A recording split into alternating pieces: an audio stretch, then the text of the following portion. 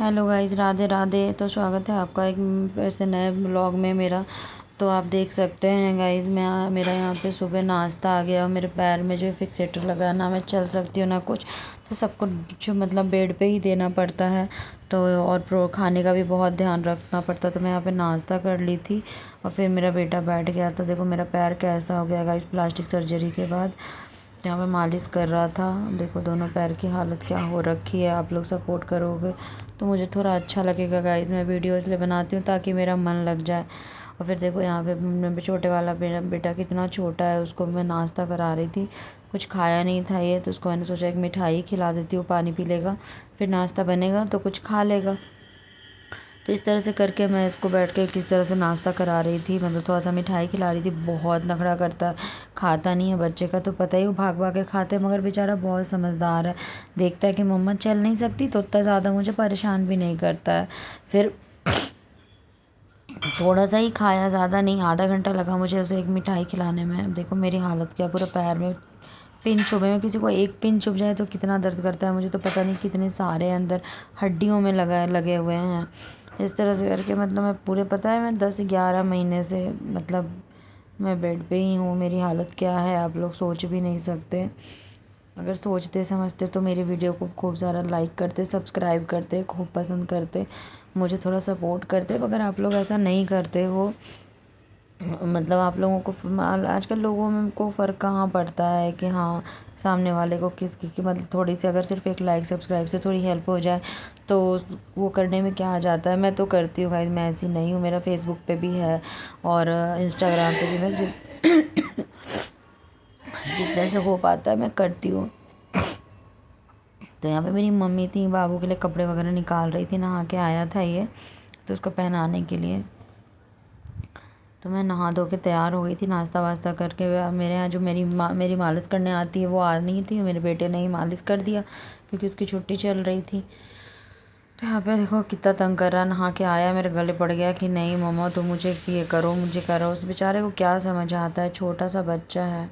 फिर मम्मी ने उसको मम्मी ले गई कि चलो कपड़े पहना देते हैं किसी तरह से मना के। फिर यहाँ पे मेरे हस्बैंड आ गए। मेरा वो रिंच जो होता है ना, चाबी देने का टाइम हो गया था, मतलब ज़्यादा ही हो गया था टाइम से। तो देखो ये चाबी दे रहे हैं यहाँ पे, और इसमें भी पेन करता है क्योंकि अंदर मैग्नेट लगा हुआ है। तो जैसे कि वो खींचता है तो दर्द पता चलती कि दर्द हो रहा है। तो जैसे ही वो नहा के उन्हें याद आ गया, मेरे से ज़्यादा उन्हें ध्यान रहता है, मैं तो भूल ही जाती हूँ। उन्हें ध्यान रहता है कि हाँ मतलब ये करना है, तो टाइम ले आके करते हैं। तो वो फटाफट से बोले कि 2 घंटे लेट हो गए हैं, जल्दी जल्दी से घुमा लेते हैं। फिर उनकी मीटिंग थी इसलिए। और ये देखो ये मेरे से नाराज़ हो गया था। ये अनार लेकर आया था, मुझसे कह रहा था मम्मा देखो मम्मा देखो। मैं उसकी बात नहीं ध्यान दी तो गुस्सा हो गया था मेरे से।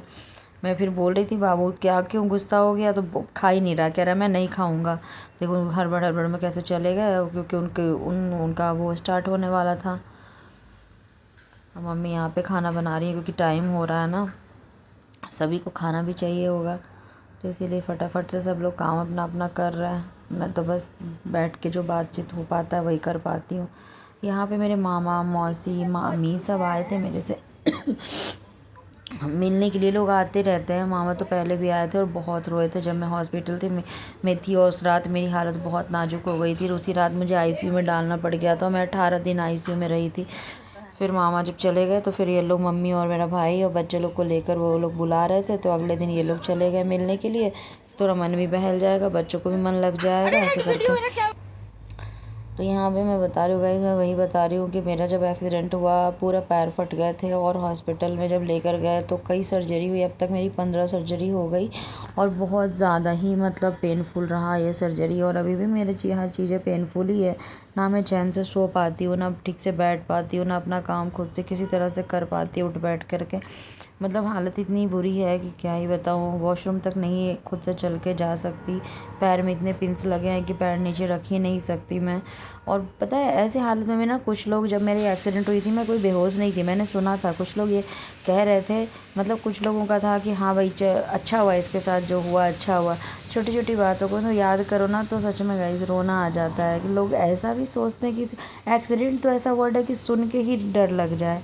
और पता नहीं लोग कैसे हैं। तो मिलते हैं नेक्स्ट ब्लॉग में नए चीज़ों के साथ। बाय।